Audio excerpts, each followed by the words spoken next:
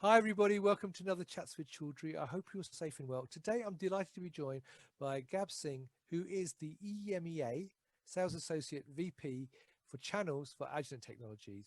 And today we're continuing our series with Agilent, celebrating their 20th anniversary, which was last year, and talking to very senior leaders within the organization about different aspects around life sciences. And today we're going to be talking about productivity, sustainability, and lab efficiency. So Gab, lovely to see you. How are you? I'm doing very well, Rizwan. Thank you, and I hope you are too. I am, Gab. I'm delighted to see you. And I understand actually you're in the UK and you're calling in from Wokingham. Is that correct? No, not Wokingham. Oxford, is it?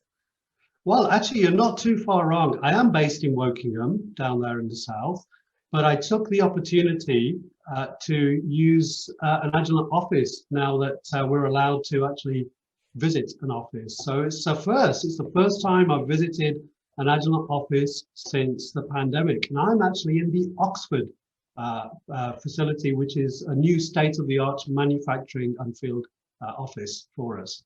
Oh, how exciting. Well, maybe sometime in the future when we're allowed to come and visit, maybe I'll do a video tour of the office. Who knows? That might It be would be something. my pleasure to host you for a visit here and show you the manufacturing and meet all the great people of Agilent. That'd be brilliant. Well, look, it's something for the future, maybe. So before we start talking about productivity, sustainability, and lab efficiency, for those who are not familiar with Agilent, would you mind giving a quick overview of the business and also a little bit about your own background and your role? Sure, I'd love to do that. Agilent is a company that has a heritage deeply entrenched within Hewlett Packard. We spun off from Hewlett Packard in 1999 and 2000 as the biggest IPO in Silicon Valley history at that time. And Agilent continues to operate in the same markets that it has done, but it is now being expanding into broader markets. So I'll say that we are a life science healthcare company, but we have a strong presence and also market leadership in chemical and energy markets, for example. We operate in pharma, biopharma, clinical markets. We also bridge into environmental quite significantly. And over the last, I would say, 5 to 10 years, with the emphasis on food quality, it's also become quite a significant market for Agilent. Research, a predominant aspect of focus for our company as well. I've been here 25 years. I've served in a variety of roles during that period, but I am at heart an ex-Agilent customer. I am a chemist. I'm from the lab. And one of my biggest passions is to continue to enable my teams and my partners to serve customers under our brand promise, which is to create, we are committed to creating a better future through delivery of trusted answers and insights that advance the quality of life. Fantastic. And a little bit about your background and your role. So my role today is to create an environment that enables my team and my partners to achieve their full potential. I think that's the best way that I look at my role. And that gives them the best chance to meet their own personal goals, contribute to the company goals, but more importantly, enable customers to achieve their goals. And it's a very diverse role, bridging many different cultures and countries. Fantastic. Well, thank you for that. So let's start with the question I've asked everybody I've interviewed at Agilent and also many, many senior leaders in other companies as well. Looking back at 2020, how would you describe it in one word and why? Okay, Rizwan, I'm sure between us we could come up with a handful of words that we probably shouldn't use, being such a difficult and challenging year for us. But just reflecting on your question, adaptability came to mind, survival comes to mind. But really, I think I could summarize it into one word, and that's resilience. Right. And I've chosen resilience, which I'm sure is going to be your next question, because of the way that all of our resilience has been tested over the last 12 or so months. We as people, as human beings, have been tested. The environments we operate in terms of our work or our education, all of that has been tested. Business models have been tested. the resilience of our processes, the resilience of infrastructure in countries as well. All of these aspects have been tested, and our resilience is what's carried us through. That's why it's the one word that I decided to pick. It's a good word, and I think it sums it up very well. So let's talk about efficiency. Why is increased efficiency so important to your customers? Well, I think efficiency is an ongoing goal for everybody, customers, companies like ourselves, even family units, even your household. You want to have an efficient household. But coming back to our customers, efficiency in today's world is even more important. And customers are realizing that there is a strong connection between sustainability and efficiency. Sustainability can help us improve the way that we operate. It can help us save money, and it ultimately help us be more productive and efficient. And this is why the importance of sustainability has become higher and higher for all of our customers. Right. Our company, though, has been focused on sustainability for a number of years. As far as I can remember, in all the years I've been here, we have a strong focus and an intentional focus, not just for our customers and the solutions we provide them, but also we're very serious about the impact that we as a company have on the environment. Right. Okay, fantastic. So how is efficiency and sustainability entwined? Okay, sustainability has always been seen as an impact on the environment, but it goes way beyond that to help us ultimately meet efficiency goals. We can't be in the business of scientific analysis and not have an impact on the environment, but we can work towards maximizing the outcome of the analysis whilst also minimizing the investments and the impact that those analyses have on the environment, right, which essentially is about being efficient. How can we get the most out of our investments, from energy consumption to solvent usage to disposal, capital investments? How do we get the most out of that to be efficient? Right, okay. So let's look at sustainability then. So how does Agilent approach sustainability? Okay, well, the headline is very clear for me and for all of our employees and the community that we have in Agilent. And this is also very prevalent in the culture that we have. We constantly strive to improve our sustainability in all of our operations, also through the innovation of our products and technologies that all help towards addressing complex issues and provide those solutions in a sustainable way. It also bridges into customer demands as well. So many of our customers want to know what Agilent is doing to be a sustainable company and provide sustainable solutions. Customers will use this as a criteria for selection of a vendor or a supplier.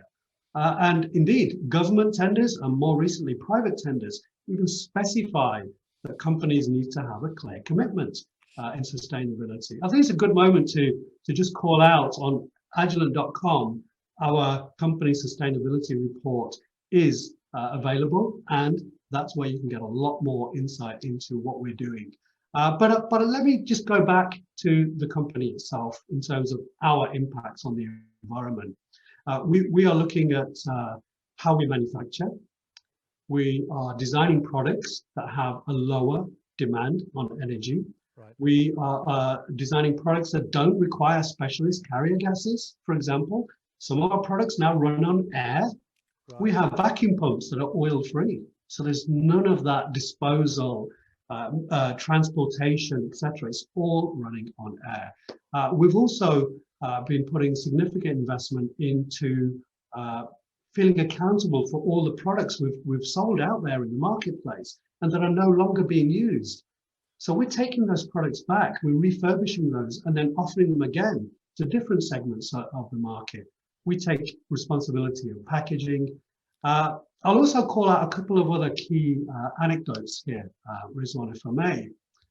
We've got a number of initiatives and investments around our facilities and our operations. There are 4 big sites where we have converted those huge acreage of car parks that every company seems to need. We've covered them all in carports, and that's not to keep the cars dry or the sun off them, but it's to install solar generation panels across the entire car park. So you think about the real estate footprints we have and converting that as an opportunity and advantage.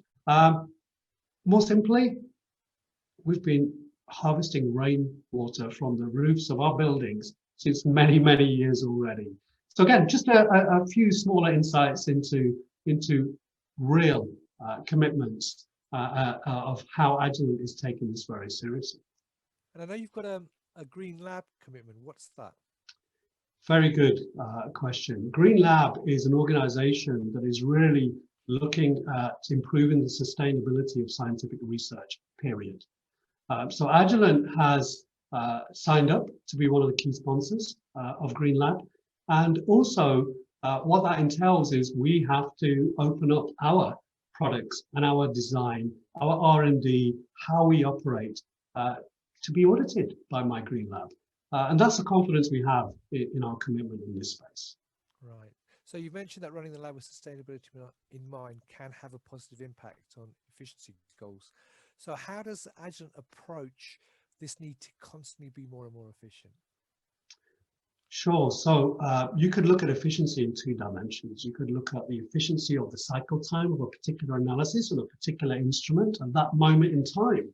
Or you could take that up a level and say, how is the efficiency running in my entire lab or my entire facility? A number of products that we've designed over the years directly contribute to reducing cycle time on those single instrument analysis. Also, in terms of sample prep, the demand on solvents for any particular end-to-end sample analysis. A good example is catchers, where it's really helped us reduce the demand on solvents. You reduce the demand on solvent, you're also reducing the demand on the electricity, and you're thereby reducing the impact on the environment. So that's a good example. But in terms of the lab efficiency, I think we can really look at this in terms of why is efficiency important in the lab? Well, capital investment has slowed down, particularly over the last 12 months with the pandemic.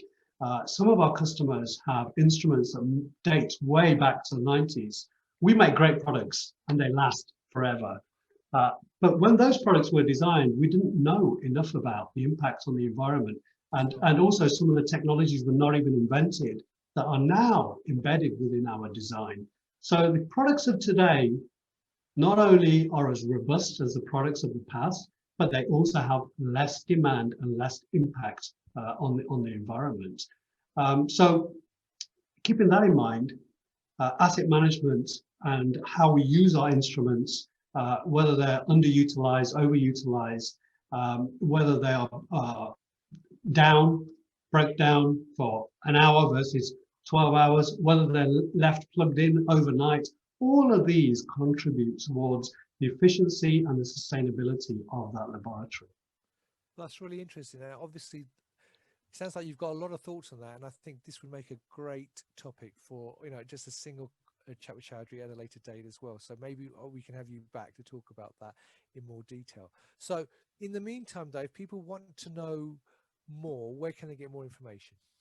Yeah, I'll reference a quote I made earlier in this discussion, Rizwan. If we head to agilent.com about company info, you'll see a section there labeled sustainability. You'll also see our sustainability report there, but go back up to agilent.com and have a look at the products and solutions, which again will give you an insight for how they can positively impact the efficiency and sustainability of your lab. Well, Gub, that's brilliant. I know you're a very busy man, so that's what we've got time for today. So I just want to say thank you very much for taking time to talk to me today. It's been lovely to meet you. A fellow Punjabi bro, it's always good. And so I wish you a fantastic week and a fantastic year. And hopefully, as I said, you can come back and we can talk a bit more about laboratory efficiency in itself. And that would be really good to talk about that in a bit more detail next time.